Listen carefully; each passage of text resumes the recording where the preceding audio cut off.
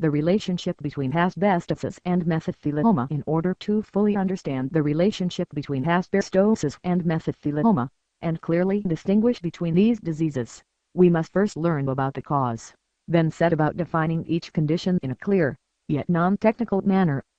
What is asbestos? The name asbestos was first given to this toxic mineral by the ancient Greeks, and the word asbestos literally means inextinguishable. Throughout much of the 20th century, asbestos was widely used in industry because of its resistance to heat and flame, resistance to electricity, and excellent insulation and soundproofing qualities. It is estimated that there are approximately 3,000 different commercial products which include the use of asbestos in the manufacture process. Asbestos is made up of tiny microscopic fibers which are invisible to the naked eye, and these fibers will often become airborne when the material is damaged or disturbed. Once carried by air, the fibers may be inhaled into the lungs or even swallowed into a heat digestive system where they will almost certainly cause long-term, significant health problems. Inhaled asbestos fibers will remain in the body and never be expelled, and because of this, the fibers penetrate body tissues and will often deposit themselves in airways and lung tissue. There are 6 minerals which are defined as asbestos types. These are chrysotile, chrysotolite, amosite, bacteriolite, tremolite, and amphitholite. The 3 most commonly used asbestos types are classed as white, brown, and blue, and it is the brown and blue asbestos types which are most often associated with being the cause of mesothelioma.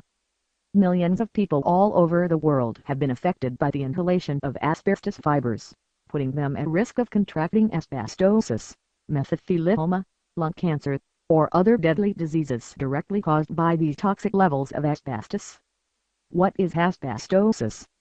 Asbestosis is a non-cancerous, chronic inflammatory medical condition which scars the parenchymal tissue of the lungs, and is caused by the inhalation of toxic levels of asbestos fibers.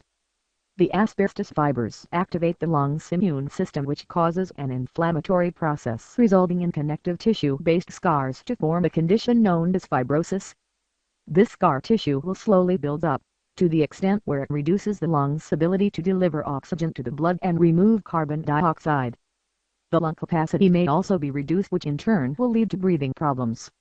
In severe cases of asbestosis, the impairment of lung function places a tremendous strain on the heart, causing heart disease, such as right-sided heart failure or cor pulmonale. Signs and symptoms of asbestosis will typically not become apparent until years after exposure. But once diagnosed, the condition will often worsen and lead to severe disability and even death if the exposure to asbestos continues. What is mesothelioma? Mesothelioma is a rare form of cancer that affects the cells that form the mesothelium, the membrane surrounding the main organs of the body. Mesothelioma is almost always caused by exposure to asbestos fibers or dust and primarily strikes those individuals who have worked with asbestos products. Others have been exposed to asbestos fibers in their homes, often without knowing it. Because of the latency of the cancer, it will typically not appear for 20 to 50 or more years after the initial exposure. There are approximately 3,000 to 4,000 new cases of mesothelioma reported in the United States each year, mostly amongst men over the age of 40, and the figure is on the increase.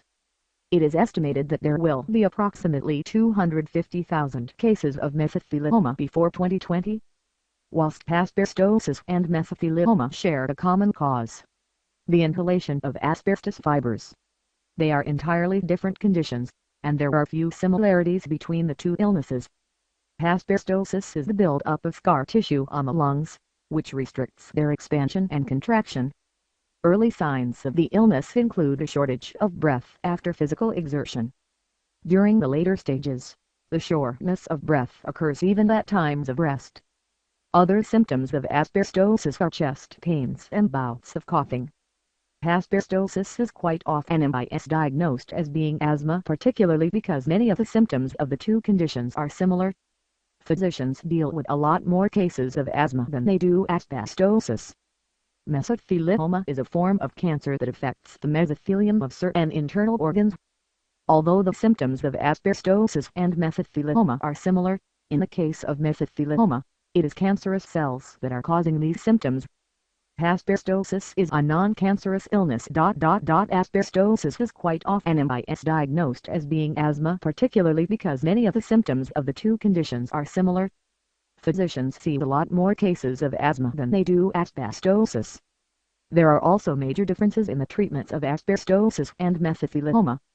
Whilst treatment for asbestosis centers around preventing the condition from deteriorating and easing the symptoms, treatment for mesothelioma will depend on how far the cancer has developed. If diagnosed early enough, there is a good possibility that the cancerous tumors can be removed or abnormal cells killed using radiation or chemotherapy. Later stages of mesothelioma cancer can be treated, but treatment becomes more difficult if the cancer has spread to other parts of the body. Regardless of the type of treatment, both asbestosis and mesothelioma have a very poor prognosis. http://www.mesotheliomaattorneyfreeconsultation.com. Francisco Rodriguez. About the author: do you need a mesothelioma lawyer?